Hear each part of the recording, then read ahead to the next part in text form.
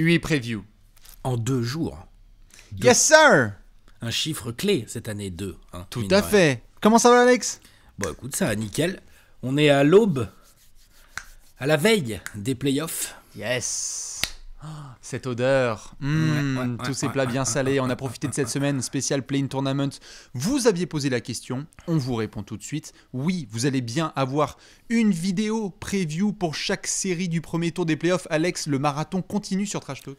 Voilà, c'est ça. C'est-à-dire que, bon, nous eûmes cru être un petit peu peinards. Hein.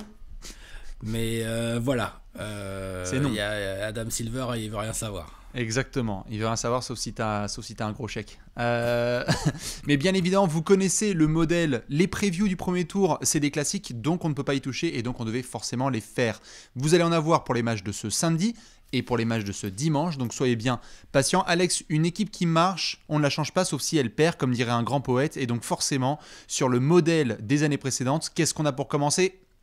Bon, on a la dynamique des équipes, on se remet un peu dans le contexte de la régulière, on regarde aussi les 2 derniers mois peut-être, dans quel tempo, dans quelle dynamique l'équipe arrive en play-off. Exactement. Comment ces équipes se sont-elles comportées quand elles se sont aussi affrontées, peut-être lorsqu'elles étaient dans des bonnes conditions physiques, parce que ça va devenir un gros thème.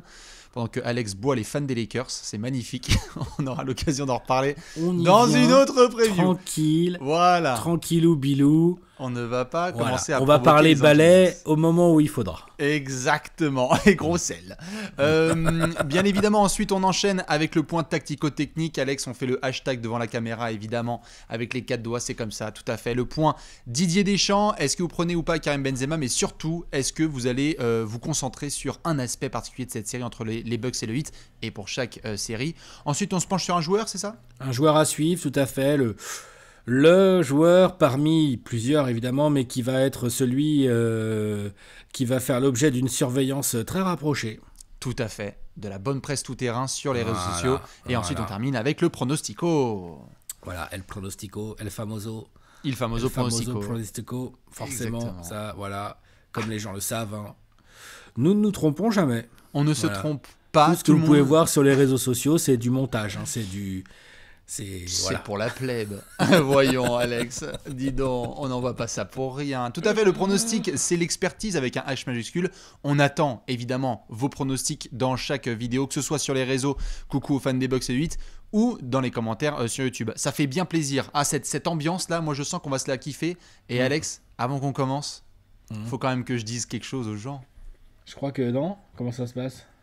Et bim, pour ceux qui ne l'ont toujours pas noté, ce dimanche 23 mai, 2 matchs de play-off commentés en direct sur la chaîne YouTube préférée, ta chaîne YouTube préférée. On commence par quoi, Alex? Par l'affiche de ce premier tour. Hein. Voilà, le main event de ce premier tour. La 2e meilleure équipe de la ligue qui joue le champion en titre. Magnifique. Suns-Lakers. Suns-Lakers, exactement. 21h30, venez voir Alex notamment transpirer gentiment sur son siège en essayant de défendre sur LeBron et AD. Et ensuite, on enchaînera à 1h du matin avec le Madison Square Garden plein à craquer, 15 000 fans complètement dérangés qui vont affronter les Hawks. Le retour des Knicks en playoff, en direct sur Trash Talk. Qui veut rater ça? Franchement, exactement, absolument personne. Surtout que si je dis pas de bêtises, les planètes sont bien alignées. Lundi, c'est férié. Après, je sais qu'il y a des gens qui travaillent. Hein. Non mais le canapé il va être en feu, c'est sûr. Retour des Suns en playoff, retour des Knicks en playoff. Les Knicks c'est contre les Hawks, les Suns c'est contre les Lakers. Let's go, ouais. Michael Jordan c'est l'arbitre. Ça, c'est un alignement des planètes, c'est même plus un alignement de planètes à ce niveau-là. Complètement. C'est les planètes, elles se sont garées, tu vois, tac, les unes derrière les autres, comme ça, bien. Attends, bouge pas, je fais mon créneau là. Ouais, bouge pas. Exactement. Voilà. Bref, c'est le rendez-vous de ce dimanche, 21h30. On vous attend nombreuses et nombreux. On va pas perdre de temps. On va commencer tout de suite avec cette première preview sur une petite série. Hein. Ah, une toute petite série. Toute petite série, pouf. Qu'est-ce qu'elle est attendue quand même entre les Bucks et le Heat? Alex se marre déjà, on va faire toutes les séquences comme vous les connaissez. On vient d'en parler, Alex il sort les notes. Milwaukee contre Miami, les retrouvailles après justement les playoffs de la saison dernière. On commence tout de suite, Alex, avec la dynamique des 2 équipes. Bah ouais, dynamique, franchement, plutôt bonne les deux. Hein. Oui, ça va. Plutôt bonne les deux. Hein. Tout à fait. Le Heat qui a fait une régulière un peu en dents de scie quand même, comme ils nous ont pas mal habitués ces dernières années. N'empêche que là, ils ont quand même bien fini. Hein. Le Heat termine la régulière sur 8 victoires lors des 10 derniers matchs. Ouais. Comme les Bucks. Les Bucks aussi. Mais les Bucks, en fait, ils ont été réguliers forts toute la saison. On a moins parlé d'eux. Il y a eu moins de hype sur eux parce qu'ils n'étaient pas premiers, parce que voilà, on nous a dit Yanis peut pas être MVP, il y a eu des blessures et tout. Il y a eu quelques petites blessures, il y a aussi des nouveaux joueurs et tout. Donc très différent. Puis il y a eu quand même cette énorme déception en play-off l'année dernière, on va y revenir, qui atténue un peu, genre on est là, on fait oui, bon c'est bien, ils ont gagné, ils ont enchaîné 6 victoires de suite, mais bon l'année dernière en play-off, gna gna gna. Bon voilà. Donc une moins grosse hype, n'empêche que, je veux dire, on parle d'une top 10 attaque, top 10 défense, toujours, hein, mais les bien Bucks, sûr. hein, Milwaukee, toujours. ça continue à cartonner, et Miami, on le sait, lorsqu'ils retrouvent leur effectif complet, parce que le Heat, comme tu le disais, c'est en dents de scie, le Heat n'a pas pu compter sur son effectif complet toute la saison. On parlait récemment d'un retour de Tyler Hero dans l'effectif, avec aussi Goran Dragic, il y a eu des ajouts, Trevor Ariza, on a essayé de mettre des petites pièces à droite à gauche, donc le Heat de Spoelstra n'a pas pu non plus compter trop sur son effectif. Par contre, sur la fin de régulière, c'est vrai qu'ils ont senti l'odeur du mois de mai et du mois de juin, et donc l'équipe préchauffe, quoi. Elle arrive au complet en play-off, il manque Oladipo. Mais est-ce qu'on peut vraiment considérer que c'est un... Comment dire ? Ils n'ont jamais vraiment joué avec Oladipo. Ils ont fait combien de matchs a fait Victor depuis qu'il est au 8 ? Il n'en a pas fait non plus tant que ça. Une poignée, ouais. Hein, voilà, on est d'accord. Non, bien sûr. Moi, je considère ce hit comme complet ou quasi, avec une très belle montée en régime, là, comme j'ai dit, une très bonne dynamique, notamment défensivement. Je veux dire, le Heat, il rigole pas du tout en défense. On l'a vu là sur certains matchs. Ça switch tout, ça joue physique. Il y a du mental. Enfin, on les connaît, les bestiaux. Ça se bat sur tous les ballons et tout. Donc, ouais, très bonne dynamique des deux côtés. Et on est quand même, je veux dire, on est quand même sur... il y a plusieurs remakes dans ce premier tour. Ah, bien sûr. Là, c'est un bon gros remake bien sérieux, celui-là. Bah, c'est ce qui faisait que cette série était hyper attendue, parce qu'en effet, Miami chauffe, notamment en défense, où ils ont mis le verrou, et notamment sur cette fin de régulière, où on a vu des vrais mixtapes défensives. On s'en souvient pour ceux qui avaient vu le match, notamment à Portland, où ils avaient mis un verrou total sur les garçons de l'Oregon. On a vu aussi un garçon dont on ne parle pas trop cette saison, parce que les stats ne sont pas clinquantes, mais Jimmy Butler est complètement énorme. Il est en train de dire, là sur tous les réseaux, et dès qu'on lui tend un micro, qu'il est prêt, il est stupidement ready, comme il le dit pour Musclor. Il est stupidly locked in, tout à fait. Jimmy Musclor, qui nous a montré ses veines soyeuses, lui réalise une grosse saison dont on ne parle pas forcément autant que les autres. Bam Adebayo aussi est monté bien comme il faut. Ça brille moins que certains. Ça brille moins, et puis il y avait la hype l'année dernière de nouveaux garçons comme Tyler Hero, ce public qui était tout le temps derrière eux. Donc c'est vrai que Miami, sur la dynamique, heureusement que la saison régulière se termine bien, parce que lorsqu'on était en janvier et février, on parlait du Heat au play-in tournament. Ils l'ont évité de justesse et ils ont terminé dans la conversation avec les Hawks et les Knicks, donc c'est pas mal. Ouais, très très... Comment dire ? C'est vraiment une match-up très violente en fait. Je veux dire, dès le premier tour, c'est pas la seule à l'Est, on va en parler d'une autre aussi, mais enfin de plusieurs autres, mais d'une autre qu'on peut considérer comme ça, mais au bout de cette série, va y avoir une très grosse déception. Ah, bien sûr. Très très grosse. Ah, après, tu sais, c'est marrant parce que tu mentionnes ça, parce que j'en parlais notamment avec certains fans du Heat en mars dernier, je crois, et évidemment c'était parce que la tendance était plutôt down, mais les fans de Miami disaient oui, bon, là, si on se fait sortir au premier tour, non. Ils se protègent, et je les comprends. Ils se protègent mentalement. Ouais, c'est Moi, ça. je comprends, tu veux pas te faire trop d'illusions, mais si le Heat sort au premier tour, même contre les Bucks, c'est décevant pour le Heat, et c'est normal. Après, t'es pas des favori, purs joueurs mais et tout. T'es déçu quand même. sorti. Et alors les Bucks, je t'en parle même pas, s'ils se font sortir par le Heat. Et les Bucks, il n'y a pas de scénario. En fait, il n'y a pas de scénario pour les réseaux sociaux si les Bucks se font sortir au premier tour, parce que je pense qu'on sera tous en PLS et les fans des Bucks en premier. C'est clair qu'il y a une certaine violence avec cette série. On voulait voir où le Heat allait se positionner. On parlait de Heat versus Knicks ou Heat versus Hawks dans ces batailles au poste 4-5. Finalement, tu te retrouves avec le cadeau pourri dont on parlait il y a un mois, de se retrouver en 6e place à jouer soit les Nets, soit les Bucks. Sur les dynamiques, en tout cas, les deux équipes sont bien, quasi au complet, et ont cette espèce aussi de, comme tu l'as dit, d'historique. C'est-à-dire, on s'est vu en septembre dernier, les gars, on s'est craché à la gueule, c'était une guerre des tranchées, et donc forcément, on a envie de se retrouver. Exactement, remettons ça. Allons-y. Remettons ça. Petite parenthèse, toute petite avant d'enchaîner évidemment sur le point tactico-technique. Ces équipes se sont affrontées 3 fois sur la saison régulière. Il y a eu différents thèmes, évidemment. C'est difficile de se baser dessus. Il y a eu des matchs sans Jimmy Butler. Il y a eu des matchs sans d'autres garçons. Par contre, on a vu un match que je vous conseille en replay, ceux qui ne l'ont pas vu. C'était sans Jimmy Butler à Miami, avec une grosse victoire du Heat à domicile face à des Bucks au complet. Et en même temps, c'était normal puisque 2 jours avant, les Bucks avaient complètement roulé sur le Heat avec un record NBA à 3 points. Et c'était justement en déplacement en Floride. Donc il y a du sang sur le parquet et il y a des joueurs qui ont envie de se rentrer dedans pendant 2 semaines. Là. Ouais, non, c'est sûr. Il y a des vraies rivalités à l'intérieur. Je ne vais pas dire que Bucks-Heat est une rivalité, tu ne faut pas exagérer. Par contre, à l'intérieur de ce truc, il y a des choses, quoi. Il y a la défense du Heat qui attend Giannis.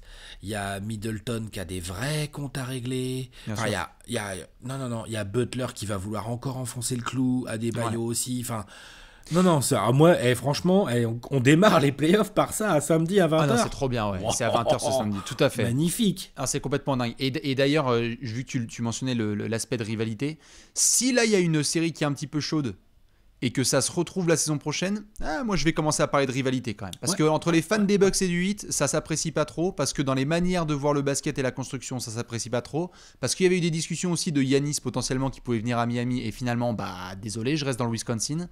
Donc il y a 2-3 trucs quand même. C'est vrai ce que tu dis. Ça se il y a peut-être une rivalité naissante.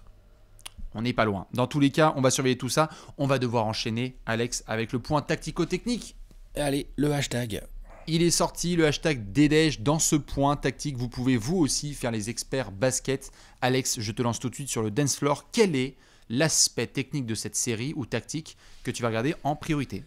La bataille des coachs. Avec des jumelles très grossissantes sur Mike Budenholzer.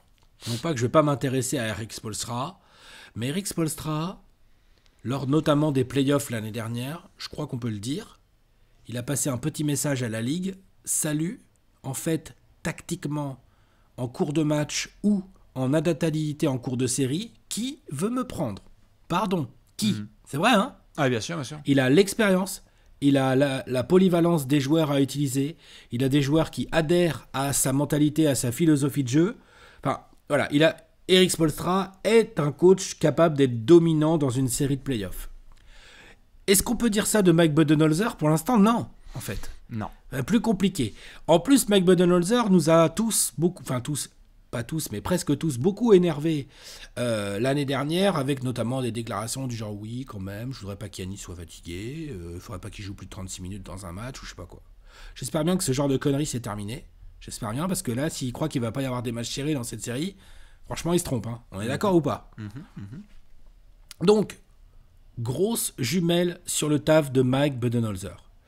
Est-ce que tu es capable, Mike Budenholzer, d'améliorer, d'adapter tes rotations en cours de match, d'un match à l'autre? Est-ce que tu es capable, quand il faut tuer l'adversaire, de laisser les joueurs sur le terrain qui sont en train de tuer l'adversaire, plutôt que de respecter tes rotations prédéfinies à l'avance? À la 32e minute, il faut qu'ils sortent, donc on le respecte. C'est très important, surtout face à une équipe comme le Heat, qui flaire le sang et qui sait saisir la moindre opportunité. Est-ce que tu te souviens que tu as pris 4-1 l'année dernière? Donc quel genre de speech tu vas tenir à tes mecs là avant le match 1, avant le match 2, avant le match 3 et tout? Comment tu vas utiliser Jrue Holiday? Comment tu vas utiliser PJ Tucker? Comment tu vas organiser ta défense sur les extérieurs?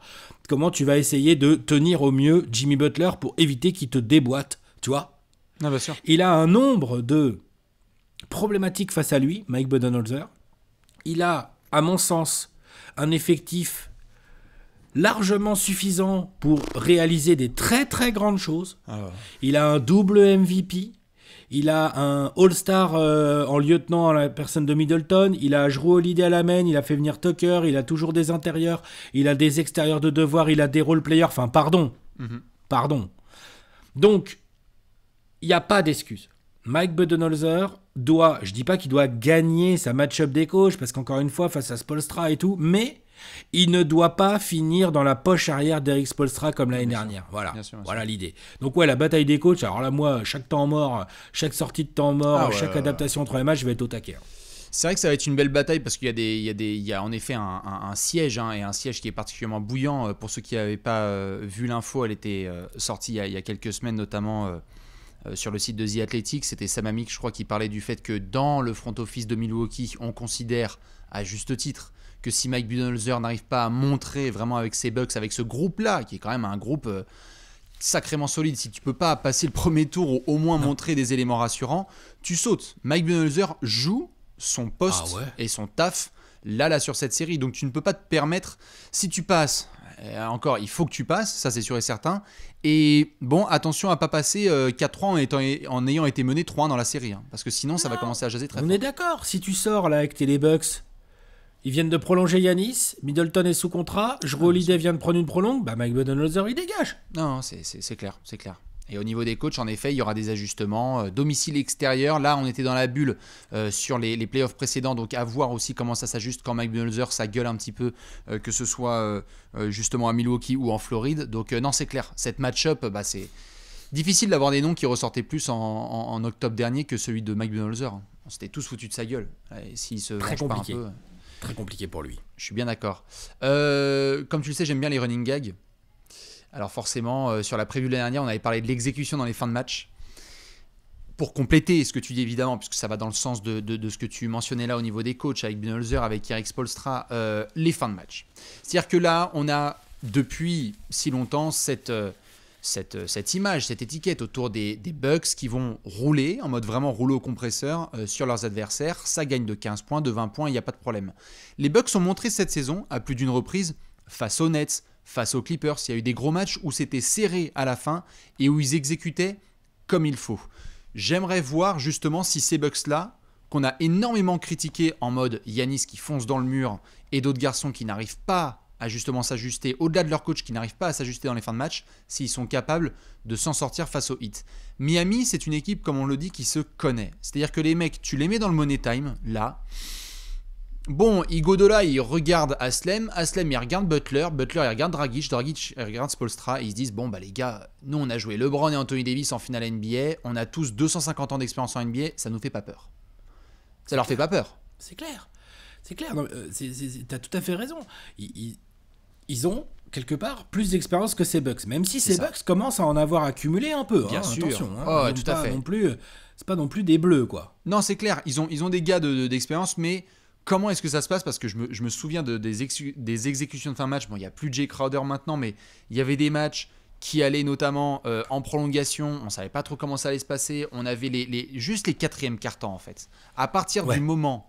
Parce que cette série, bon, ça peut être en effet un 4-2 ou un 4-3, on dira après le pronostic, et ce sont juste des branlés, tu vois. Mais à partir du moment où on va arriver dans un début de quatrième carton à 84-84, là, c'est même plus des jumelles, hein.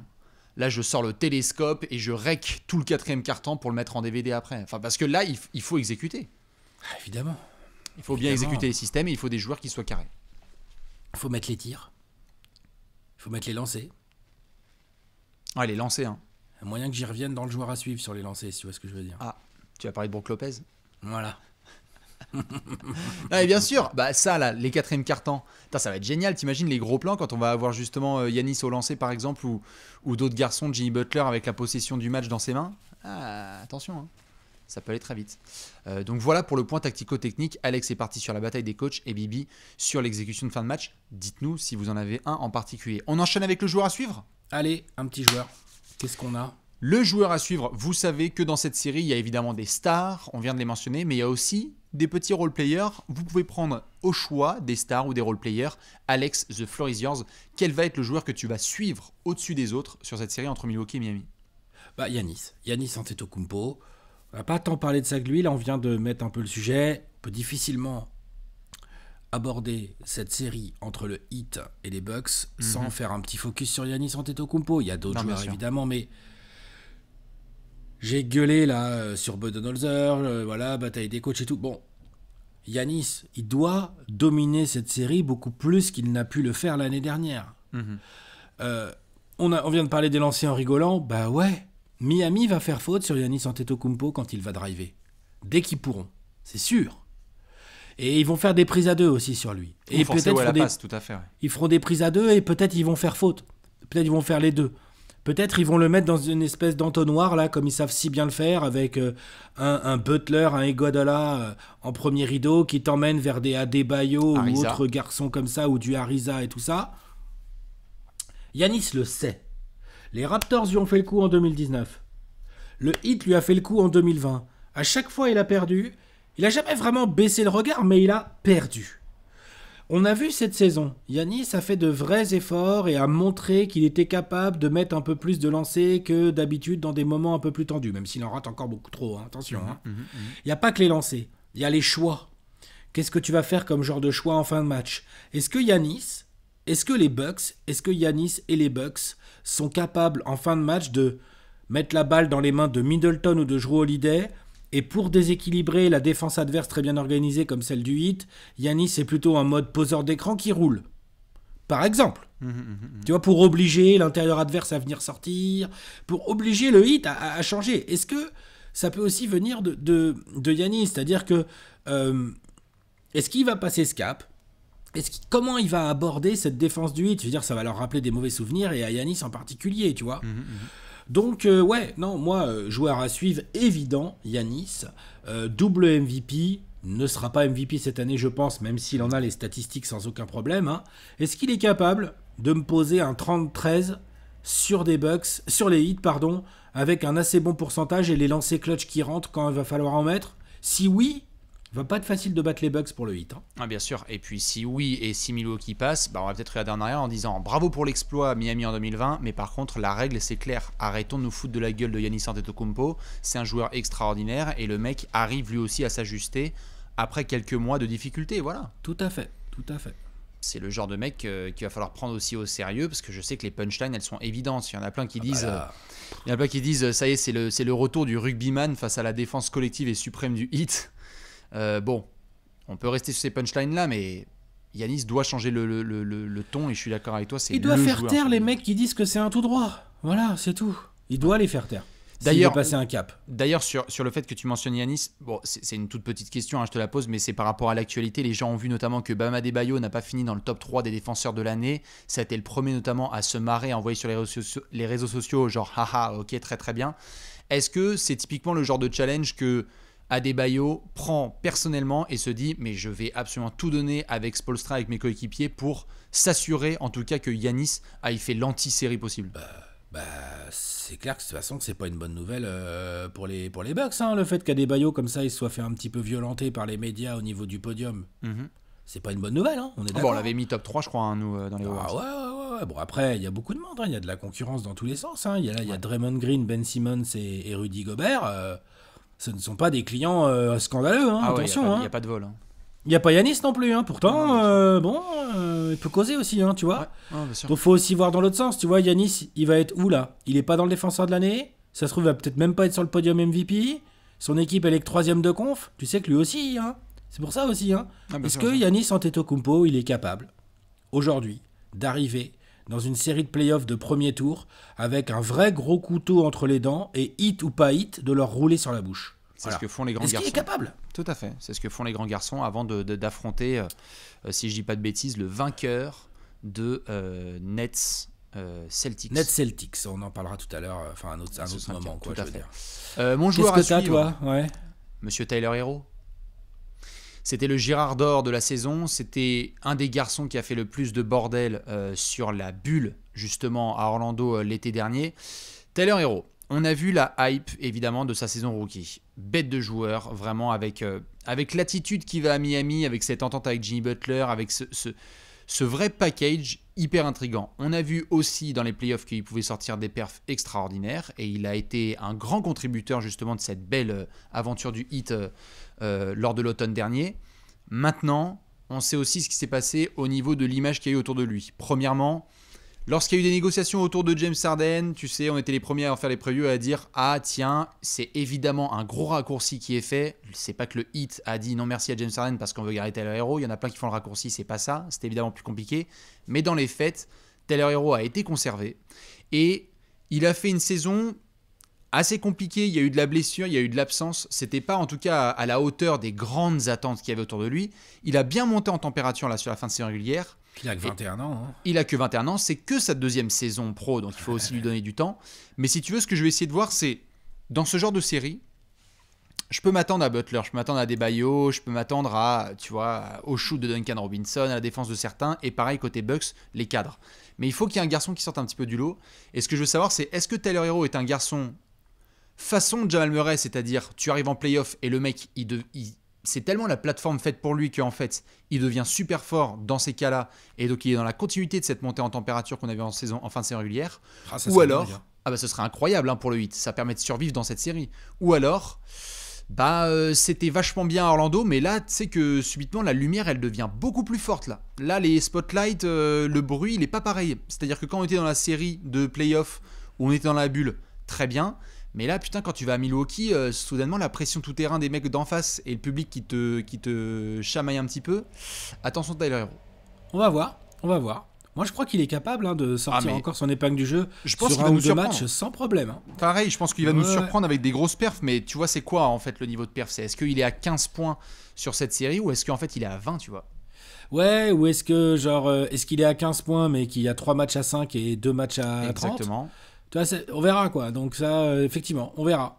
Mais c'est sûr que les mecs du Heat vont lui filer des ballons, ils vont lui faire confiance. Donc ils ont besoin de son talent offensif, le Heat en plus. Hein. Complètement. T'es obligé d'avoir besoin de lui parce qu'on ne sait pas encore pour Dragic, pour les shoots de Duncan Robinson et compagnie. Est-ce que ça rentre pour Iguodala et Ariza, etc. Dites-nous qui vous avez comme joueur à suivre. On va nous devoir terminer, Alex, évidemment, avec un frottage des mains et un pronostico. Pronostic time. Pronostico. Exactement, pendant que Alex réfléchit à son argumentaire, mais je sais déjà qu'il l'a préparé depuis un mois, vous pouvez vous aussi vous préparer à nous dire ce que vous voyez sur cette série. Milwaukee en demi-finale ou la Heat Nation qui refait un gros scandale face aux Bucks. Alex, the floor is yours. 4-3. Voilà, c'est mon pronostic. Pour les Bucks. Ok. Qui finiront à la maison, au Game 7. Ok. En fait, je pense que, pour moi, les Bucks... J'ai déjà dit la même chose l'année dernière, donc les gens, vous pouvez vous moquer de moi.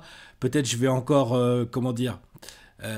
sous-estimer, entre guillemets, le Heat. En même temps, je dis 4-3, donc série serrée. Je pense que le Heat est pas du tout le genre d'équipe qui lâche quoi que ce soit. Donc je vois pas du tout le Heat se faire défoncer. Genre, même s'ils sont menés 2-0, ils vont rien lâcher, tu vois. Même s'ils sont menés 3-0, ils vont rien lâcher. Enfin, tu vois, voilà. Par contre, je pense que... les Bucks vont être bien plus vénères, mieux préparés, plus vénères que l'année dernière, et surtout mieux armés, je pense, les Bucks, que l'année dernière, je veux dire. Hein. Bien sûr. Mieux armés que le Heat, offensivement, il n'y a même pas de débat.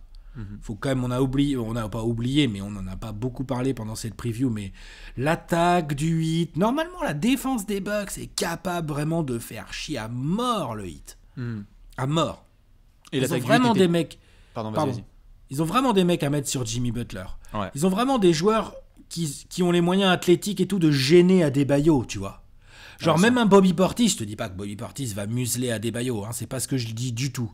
Juste voilà, il est là, tu le mets, il est là quoi. C'est un peu chiant pour Adebayo. Après il faut s'occuper de Brook Lopez. De temps en temps il y aura Giannis, tu vois. Donc ils ont beaucoup de trucs. Il y aura PJ Tucker. Ouais. Je pense qu'en fait l'expérience de PJ Tucker, la qualité de Jrue Holiday qui est quand même clairement une autre dimension que Eric Bledsoe à la main. Genre, les Bucks sont mieux armés. Les Bucks ont une revanche à prendre. Les Bucks doivent passer ce tour. Non, mais il n'y a pas de scénario. Non, c'est pour ça. Non. Donc je mets 4-3 parce que je pense que le Heat va rien lâcher. Okay. Mais clairement, je vois les Bucks passer et si c'est un peu moins de 4-3, je serais même pas surpris. Voilà. Ok. Très bien. Et évidemment, pour aller dans ton sens, l'attaque du Heat aussi, qui était complètement dingue l'année dernière et hyper surprenante, a bien chuté cette saison. Ça se souligne aussi. C'est pas qu'une impression visuelle, c'est aussi les stats qui le représentent. 4-2 Bucks. 4-2 pour Milwaukee. Ça passe. L'année dernière, on avait tous les demi Milwaukee aussi, je crois. Oui, mais bon, après l'année dernière, c'était tellement particulier. Oui, mais voilà. Ouais, sacré souvenir. 4-2 pour les Bucks. Il n'existe aucun scénario dans lequel Milwaukee sort au premier tour des playoffs 2021. Ce n'est pas possible. Parce que je pense que si, par contre, ils se font sortir par le Heat, en fait, je n'arrive même pas à imaginer ce que ça donnerait, tu vois. En termes de complications pour la franchise, pour l'image de Giannis, pour le spot de Budenholzer, même pour Middleton, pour tous les garçons. Milwaukee passe. Middleton. Bien sûr. Qui, comme d'hab, complètement sous-estimé. On n'a pas trop mentionné trop. On n'a pas parlé de lui dans la série, sauf que lui, s'il fait une série à la hauteur du truc, c'est un vrai problème pour le Heat. Hein. Et je pense que Middleton va faire sa série, et je pense qu'on ne considère pas assez l'impact d'un Jrue Holiday, ce qu'il va pouvoir apporter des deux côtés du terrain. Je pense que lui, c'est le premier à vouloir apporter un peu de toughness justement à ce groupe-là et de flexibilité dans les matchs. Je pense que c'est un 4-2 bien géré par les Bucks.